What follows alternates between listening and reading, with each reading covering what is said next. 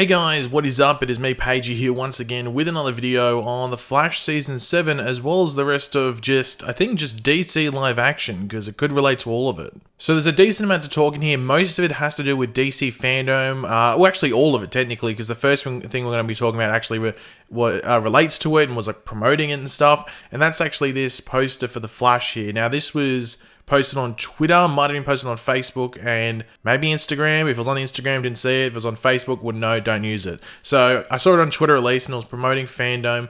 So it's a new, or quote unquote new, poster for The Flash in the same style that we saw with like the Iris poster last week, roughly, and also the Nia Now Dreamer poster, and also there was a poster released for both Supergirl and Black Lightning, which you might be able to see on screen right now. But in regards to this Flash poster, I'm going to be honest. People disagree with me on Twitter. I'm not the biggest fan of it. It is just reused Season 6 promo material, so it's literally something we saw. I'll try and put this the one that's the exact same, but it's just that, but on a different angle. So it's just a reused promo image from Season 6, but that's because they aren't there to film Season 7 yet, do any promotional images beforehand, such as take photos for posters and everything like that. But yeah, I did see the meme going around. I agree with it. It looks like one of those deep fried memes. So yeah, it's okay. It's just I think they just used it to promote DC Fandom. But yeah, anyway, speaking of DC Fandom specifically, we got some cool news, and I wasn't expecting this. I was watching the Stargirl finale on CW. I'd already seen it, but I was just rewatching it, seeing what it was like on the CW, to see if there was any changes, and just watch it again.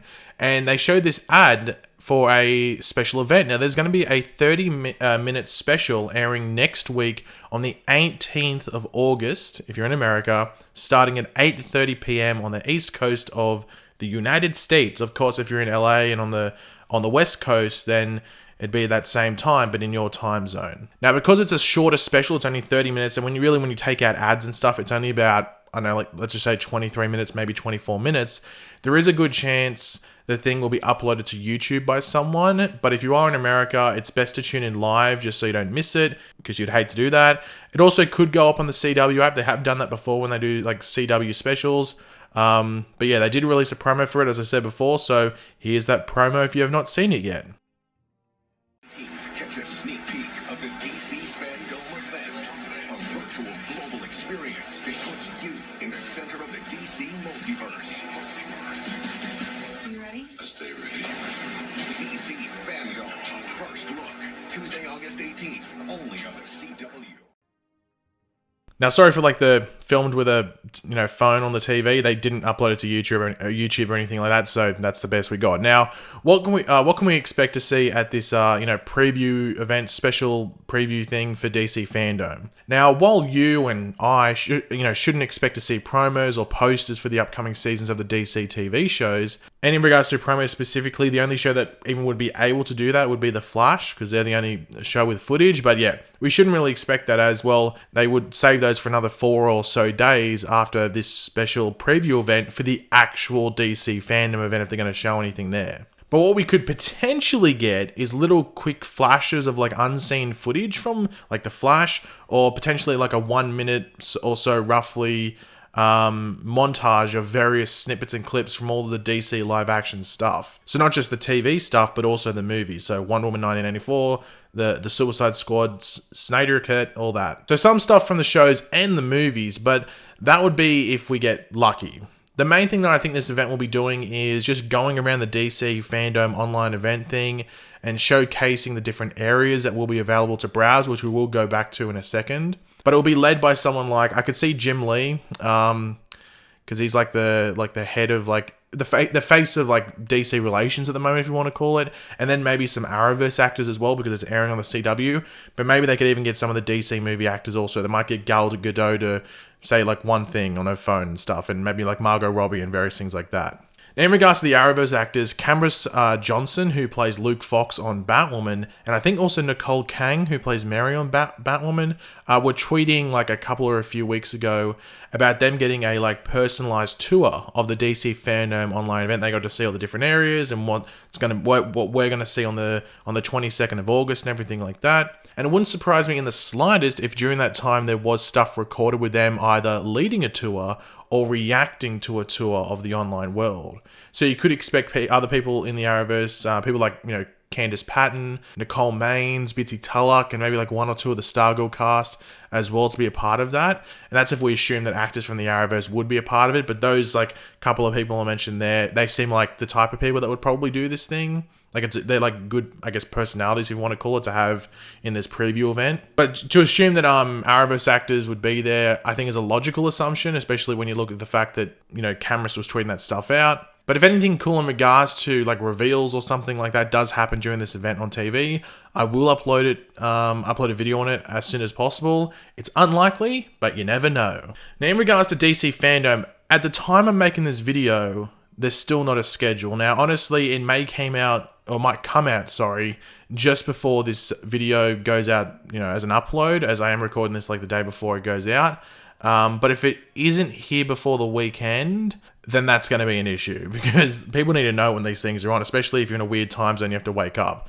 It just helps. But there were a lot of questions that people had brought up regarding DC Fandom that the event itself answered on its website. So I thought I would show you the ones that that are most important to know going into the event, as even though they're on a web page, I don't think DC itself has done a great job explaining this to everyone publicly, so it's best that we just go over the main ones that you need to know. So the first one, what is the best way to access DC Fandom? Now they gave the answer that DC Fandom is an immersive experience which is best experienced on a Mac or PC, laptop or desktop computer via a recommended browser, and I think they recommend Google Chrome as the main one, but if you want to use Internet Explorer, go for it. Now, it is available on mobile devices, but limited to just the programming. So you can watch the panels and stuff. You won't be able to browse the online event as it's intended.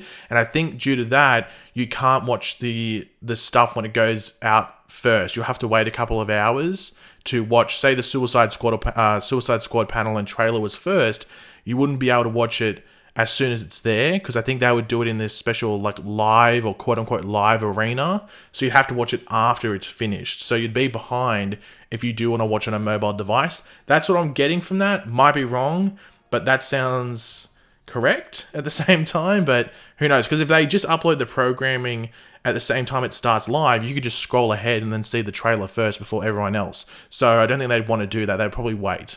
What time does DC Fandom begin and end? Now, DC Fandom will begin at 10 a.m. Pacific time. That's US Pacific time on August 22nd, and then end at 10 a.m. the next day because it's a 24-hour event. Now, for this, just use a time converter or a time zone converter to figure out when it starts for you if you need to. For me, it's a 3 a.m. start, so hashtag no sleep gang. What if I miss it? Will the event be available at a later time to view? Just like a live event, the full DC Fandom experience will be available for 24 hours only. If you don't watch it during the 24 hours, you will miss it unless you have access to time travel.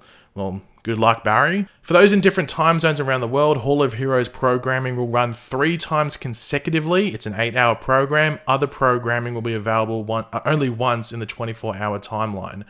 So yeah, for those that thought it was a full 24-hour event, no offense, but you were dreaming. It was never going to be full 24 hours. That would have been too much content. Like they just don't have enough content to fill that amount of time. So yeah, they say that main Hall of Heroes, with all the TV panels and stuff, is an 8-hour program. So that does insinuate that maybe there's only like half an hour panels. I'm actually curious to see how that all plays out and everything like that. We'll have to wait and see when the actual event starts how long panels are, or actually when the schedule comes out. That might actually give us a better idea. Is this an interactive event? There is a limited amount of interactivity. Participants can tweet reactions using hashtag DC Fandom, share emojis, and vote on their favorite fan art as well as cosplay and other stuff. Now, by the sounds of it, most of, if not all of the panels and presentations for DC Fandom will be pre-recorded, which makes 100% sense. I thought they were going to do that due to the high or just good chance of technical issues with guests.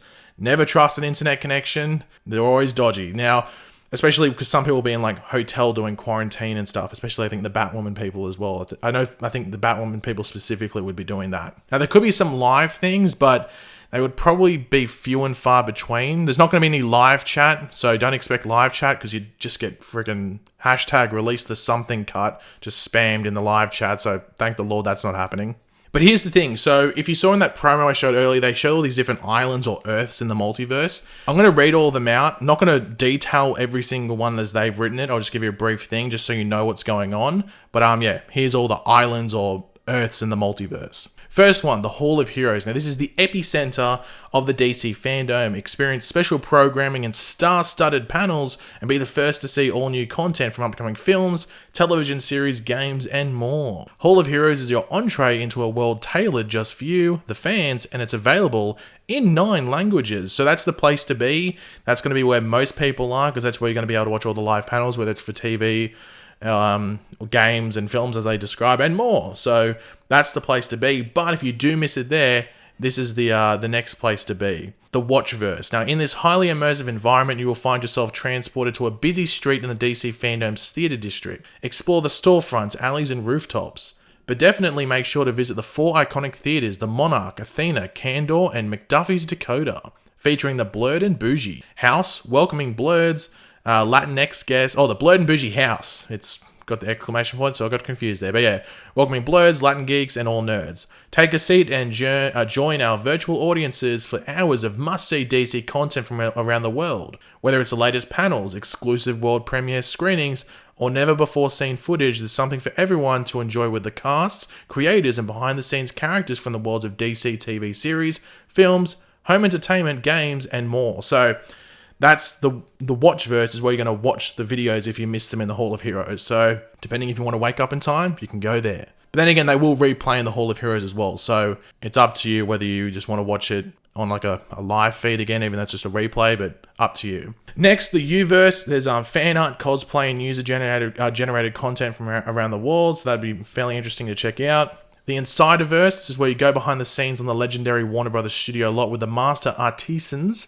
who bring DC to life in all its forms, from comic books to games, TV, movies, theme parks, consumer products, and more. So I'd assume here you'd get people like Jim Lee, Greg Berlanti, probably Jeff Johns, maybe like someone like Grant Morrison, and there's stuff to do with the theme parks and everything like that. So it'll be like the studio people and behind the scenes people, like showrunners, producers, actual writers, or bigger writers and stuff. So I think that's going to be an interesting thing to check out, especially if you've watched everything and there's still time to go. I'd watch that. The Funverse is where you access free digital comics, shop exclusive products and collectibles, strike a pose at our selfie station, explore the Batcave, and many more awesome activities. Now, this is where you get the merch. I might be checking it out because they might have some cool stuff, especially if it is exclusive. I need a new Flash t-shirt.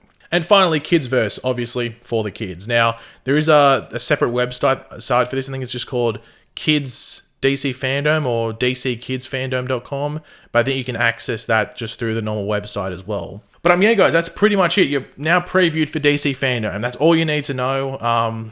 Yeah, so if you get confused after this point, then may Bebo have mercy on your soul, because that's pretty much the best way to put it. Now, obviously, it's on the 22nd of August, as I said before, in regards to when it's on. Just depends where you live. For me, it's the 23rd at 3 a.m. As I said before, hashtag no sleep gang. But yeah, thanks for watching, guys. Hopefully you enjoyed the video. If you did, it'd be awesome if you could drop a like on it to show support. Let me know in the comments section down below your various opinions on what we went over. What are you looking forward to the most from DC Fandom, whether it's just a TV show, movie, or you're just looking forward to all of it. I'm pretty much looking forward to all of it. Hashtag DC shill right here, so bring it on. But yeah, let me know all your thoughts down there. And of course, if you are new to the channel, make sure to subscribe, and I will catch you guys later. Goodbye.